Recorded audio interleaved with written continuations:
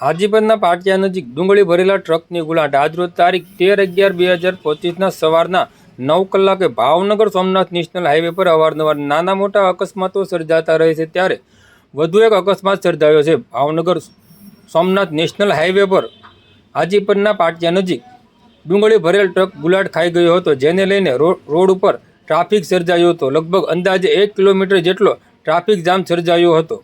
ટ્રકને ક્રેનની મદદથી એક બાજુ કરીને ટ્રાફિક હળવો કરવામાં આવ્યો હતો।